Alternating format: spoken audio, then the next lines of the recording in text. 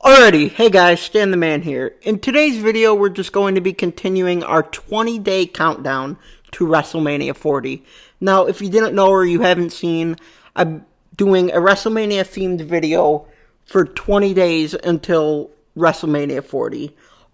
Today's topic is going to be the top 10 WrestleMania opponents of The Undertaker / match as well.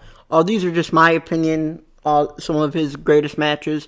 He's had over like 23, I believe, 23, 26, something around that. As always, this isn't in any particular order or of any type. So, yeah, without any further ado, let's get right into this.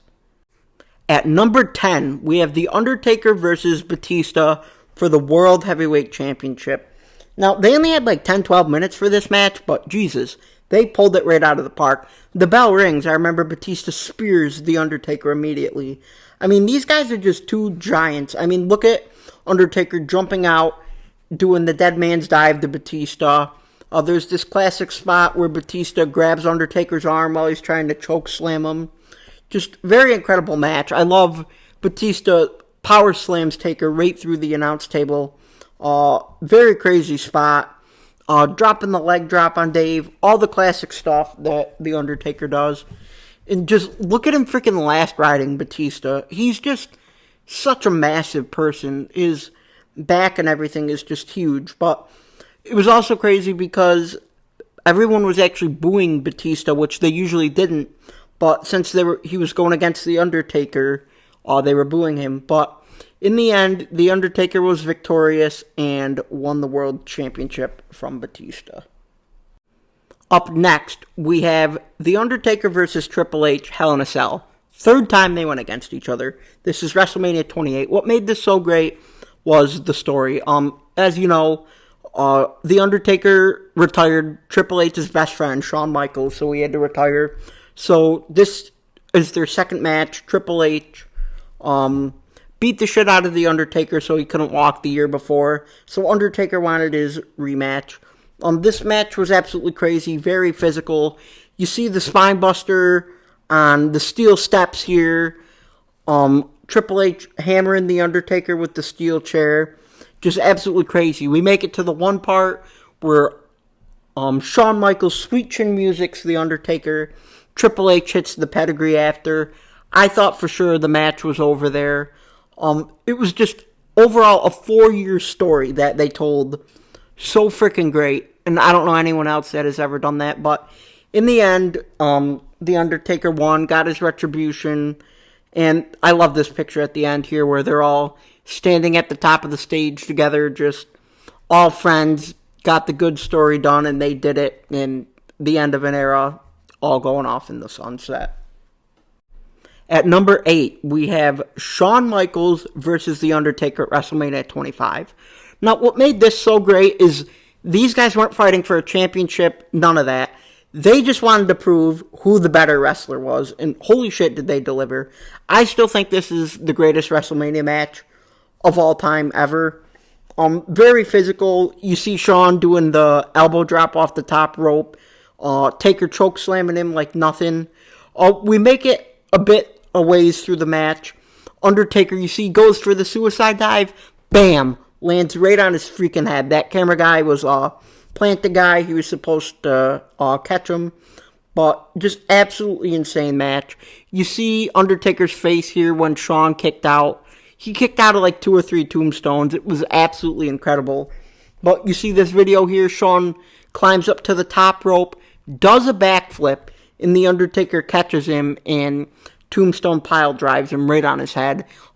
It was an absolute great match. The main event was screwed because everyone just put so much energy into this match.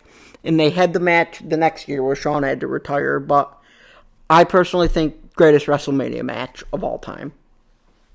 Next, we have The Undertaker versus Randy Orton at WrestleMania 21. This was also a really good match. What made this crazy is Randy Orton kept countering all the moves. You see Randy chucking Undertaker off the top rope when he's doing old school. You know, no one really ever reverses that. It was a good match. Randy's dad got involved a lot too, so it made Randy a good heel. I love you see Randy Orton surprised and shocked when The Undertaker sits up, he gets scared or whatever. But the main highlight of this match is when The Undertaker goes to chokeslam Randy Orton, he manages to RKO The Undertaker on the way down. I've never seen anybody reverse a move like that, and I really don't think anyone's ever done that since. But this is awesome too. Look at how strong he has to be. He grabs Randy Orton, because Randy Orton was about to tombstone him. Undertaker stood back up and was able to stand up and tombstone Randy again.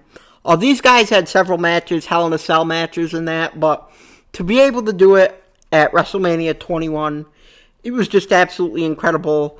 Randy Orton definitely proved himself, too, that he could stick around in the business and he could really stick with the big guys.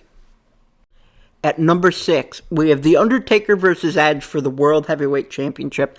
I love this because these guys had rivalry like 8 months before this entire thing. Edge, was a scumbag, a cheater, did everything. I mean, look at this video here where Edge spears Undertaker off the apron into the barricade. He's even limb targeting The Undertaker a lot. This was kind of similar to the Randy Orton match.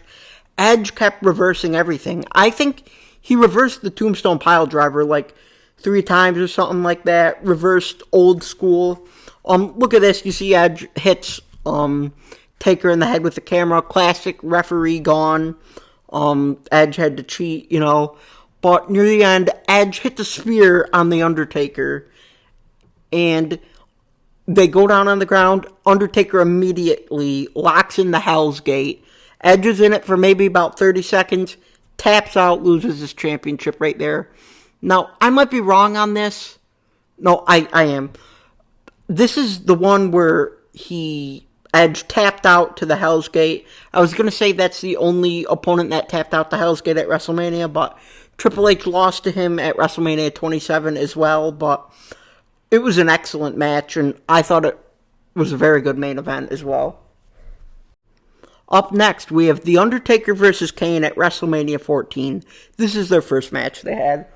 This was great. They feuded for months. Undertaker refused to fight his own brother, but eventually he had enough, and they had the match. Look at Undertaker just chokeslamming Kane here, 300 pounds, like he's absolutely nothing. This part is insane where he does the suicide dive, Kane counters, and puts him through a table. Just absolutely insane. The Undertaker does the old school, the Kane. Real classic stuff. But look at this. Freaking, again, I said the Orton thing. Kane picks up the Undertaker upside down, like reverses, and tombstones him again. This was pretty crazy. I remember the Undertaker tombstone Kane, and he just got right up. It was absolutely insane. He ends up tombstoning Kane 3 times and gets the win. But this is incredible too. Kane literally, after the match, got up, laid out the Undertaker, and left. But for the first time them having this match, I thought this was really great. Very physical match, absolutely crazy. But, in the end, again, the Undertaker came out victorious. At number 4, we have The Undertaker versus Triple H, WrestleMania 17. First encounter they ever had. But again, they built up to this great. I remember Triple H destroyed Undertaker's motorcycle or some shit. This is a normal one-on-one match. Not long into the match, the ref gets knocked out. They go out into the crowd. Absolutely insane. They get up on like the scaffolding. And look at this. Undertaker grabs Triple H one damn arm and choke slams him off the scaffolding. I mean, of course there was pads and shit there, but man, it was really freaking high to get choke slammed. And even for Undertaker to pick him up with one arm, absolutely insane. We make it into the ring again. Triple H is getting almost last righted by the Undertaker. Bam! Bashes him in the head with the sledgehammer. For sure thought that was over. There was a slow, almost 3 count. But then we make it to the end of the match. The Undertaker manages to do the last ride to Triple H and defeats him again. But, man, anytime those guys have a match, it's just 10 out of 10, absolutely incredible. At number 3, we have The Undertaker versus Ric Flair at WrestleMania 18. Now, this was really cool setup. I remember Undertaker attacked Ric Flair's son or something. It got really personal, right? So they end up having a street fight at WrestleMania. For the first while, The Undertaker's kicking Ric's ass. Although Ric, in the beginning, actually was chopping him a lot. But you see Ric bloodied here. Undertaker was going to town on him quite a bit. Until Ric hit him in the knee with his pipe he had on his motorcycle or whatever. And it was awesome right there in the middle of the match. Frickin' Arn Anderson jumps under the bottom rope and spinebusters The Undertaker. Most beautiful spinebuster I ever seen. But, you know, Undertaker ended up taking him out. You see, he ends up tombstoning Flair here and gets the victory over Flair. Now, this was definitely a different type of streak match. I wouldn't say greatest of all time, but definitely a good one, a good memorable one, and also had a lot of good storytelling as well. At number 2, we have The Undertaker versus CM Punk. I think this was the greatest storytelling of all time. You know, Paul Bearer died a few months before this. Paul Heyman dressed up as Paul Bearer. CM Punk dressed up as one of the Druids, attacked Undertaker. Really insane storytelling. Punk was such an asshole. I mean, look here. He's going for old school, The Undertaker's signature move. Also, even he tombstones him as well. It was just absolutely crazy. Very, very physical match. I love this classic part where Punk has Undertaker in the Anaconda Vice, and he sits up. You see the video of it here as well. Really cool. But this top elbow drop off the top rope through the announce table, absolutely insane. This was definitely a very good story-told match. But, you know, like always in the end, The Undertaker hits the tombstone on Punk and is victorious and gets revenge for his longtime mismanager, Paul Bearer. And at number 1, we have Shawn Michaels versus The Undertaker, streak versus career.